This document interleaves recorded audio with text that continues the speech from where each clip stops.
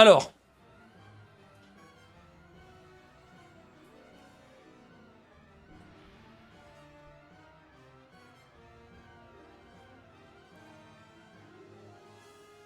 Allez, on est parti pour le deuxième article. Et donc du coup, je salue pour la deuxième fois nos amis de YouTube.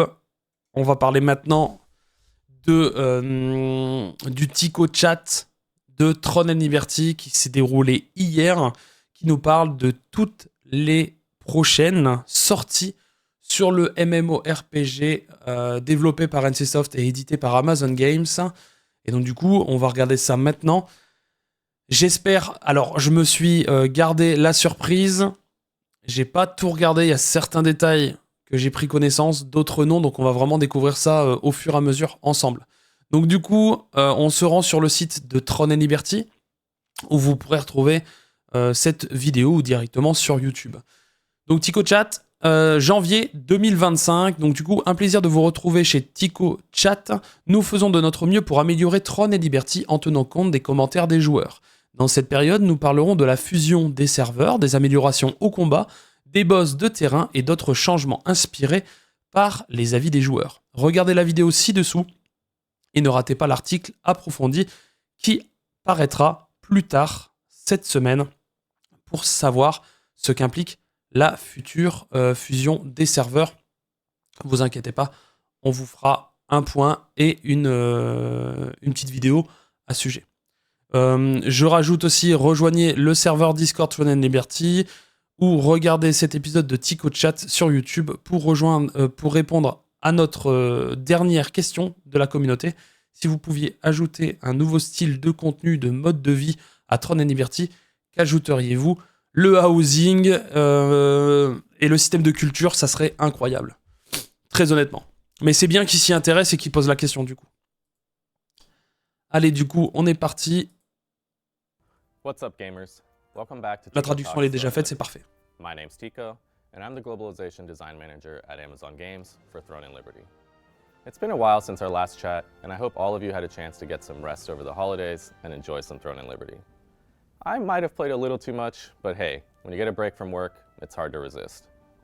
I want to start by thanking all of you for your patience during that holiday period. I know how eager you are to hear from us about many topics, and today we're going to address some of them. So grab your favorite drink, and let's dive right in. I want to waste no time and start with what's top of mind for many of you, server consolidations. Yes, they are coming, and I want to be completely transparent about what this means for our community. Our goal with server consolidations is twofold. First, it's to ensure we maintain the competitive landscape within servers. And second, we want to widen the pool of people that can play together on each server. The approach to server consolidations will be a multi-step process that includes merging auction houses between early access and launch servers, offering a free server transfer period, which includes removing the restriction of transfers between early access and launch servers, and then finally, the consolidation of existing servers. I want to emphasize here that any servers impacted will be consolidated into new servers, rather than merging one server into another already existing server. I know you probably have many questions about what happens during consolidation, which servers will be affected, and Ok, ça plenty c'est more. cool. So to address this properly, we'll be releasing a comprehensive article later this week that will outline all the details, steps we're taking, and planned dates. So you'll know exactly what to expect. Ok, Now, donc I've fusion des seen a lot of serveurs. discussion from players wondering what Ça we've arrive been working enfin. on over the last couple of months. Well, all of us at AGS and NCSoft have been focused on making fundamental improvements to Throne and Liberty as we get ready for Talandre's launch, our upcoming free expansion. And I want to share some of those details now. First, let's talk about combat improvements, which is something I've mentioned before, but can now share more specifics. We're making foundational changes to our combat mechanics with the focus on improving fluidity and intuitive feel. So what does this mean in practice? Here are some of our planned changes. Players will now maintain their regular movement speed while attacking. We're eliminating the functionality that forces your character to face your target when attacking, and introducing line of sight requirements to attack players and monsters. Movement controls will now be consistent both in and out of combat. Did anyone say backpedal? We're increasing base melee attack range and changing from camera-based to character-based relative movement. Additionally, we're making core changes to our targeting system. So you can expect targeting to feel more natural and intuitive when tab targeting, and more responsive and precise when targeting with mouse clicks. These changes are going through multiple rounds of extensive testing to ensure we deliver the highest quality combat experience we can. Ok, j'ai pas bien compris ça. For all of these combat changes to arrive with Talandre.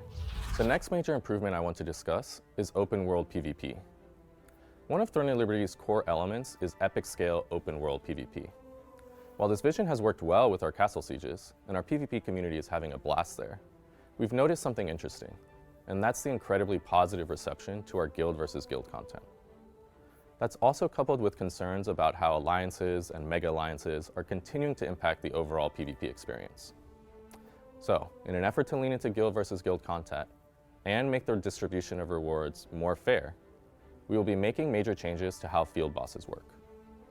Field bosses will transition from an open world PvP format to a guild versus guild format, similar to what you may have experienced in inter-server Riftstone battles, where two guilds will be matched 1 versus 1 in a boss fight. As Throne of Liberty continues to evolve, we want to adapt content to lean into what players are organically enjoying, and I'm personally very excited and optimistic about this new direction. This is a substantial change, and we're still fine-tuning the matchmaking and reward system, so look forward to February when we'll share more detailed information. Now I'd like to talk about a few topics that I've seen a lot of speculation about in the community and address them directly, starting with Tier 2 gear. Players will be able to begin acquiring Tier 2 gear at the time Talandre is released. And when that Tier 2 gear does arrive, players will be able to upgrade them all the way to plus 12 from the onset. Ok, donc le plus 12 sur le T2 aussi. Will also apply to Tier 1 Arc Boss weapons, and yes, these weapons will also be buffed to match the power of Tier 2 weapons. The other speculative topic I want to cover is the new weapon mastery system that many of you have probably heard about from the Korean service. Et donc du coup les armes d'arche-boss ne deviendront pas obsolètes. So I will tell you now that it will also arrive with Talandre. With all this talk about Talandre, I know you must be wondering, when is Talandre coming? Or maybe even, what is Talandre? Well, make sure to tune in to Godspeed's next episode of Ion's Elysium on January 28th. Le 28 janvier donc du coup, la grande révélation. Between you and me, I wonder if she's going to drop any other information about upcoming content. Okay, we just covered a lot, but that's not everything we're working on. Let me highlight some other key improvements in development. First, we're implementing changes to reduce situations that can lead to toxicity, especially in enfin.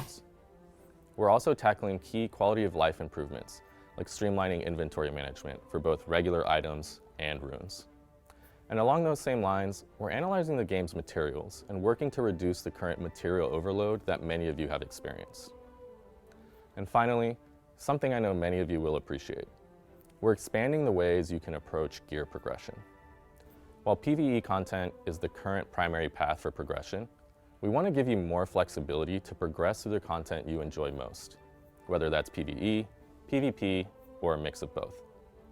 We're still iterating on the finer points of all of these efforts and their release timing, but I promise to share more information as we make progress. Now, I want to talk about some promises we've made to you in previous discussions. Back in October, I mentioned we were working on donc certainement des récompenses en PvP du coup. Contextual information about guild On en parlait justement hier. During conflict mode bosses. That change is arriving in just a few days on January 23rd. For our console players, in November I promised mouse and keyboard support, and we are now targeting to deliver this feature on February 6th. In my recent holiday letter in December, I acknowledged your feedback about daily activities feeling overwhelming. Let me share some initial steps we're taking to address this. Starting January 23rd, you'll be able to open normal end-of-dungeon chests even when doing dimensional trials. Then, on February 13th, we're adding the ability to open multiple chests within a single dungeon run. This change will be initially applied to 1-star dungeons. We're still working on improvements for contracts and Abyss dungeons. For Abyss dungeons specifically, our focus is less on reducing time spent inside of the dungeons and more on improving the fun factor of the dungeons themselves. On January 23rd, we're adding nighttime chests to Shadowed Crypt for our PvP players to compete over. I'm expecting we'll be able to share more details next month about more of the changes coming to Abyss dungeons that impact all of our players. Let's jump over to Castle Siege timing.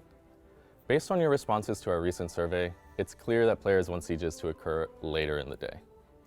With our upcoming maintenance this week, a new castle siege start time of 8 p.m. will be reflected in the C'est-à-dire que pour le moment, on n'en sait pas plus. This change will impact the castle siege on January 26th and all subsequent sieges.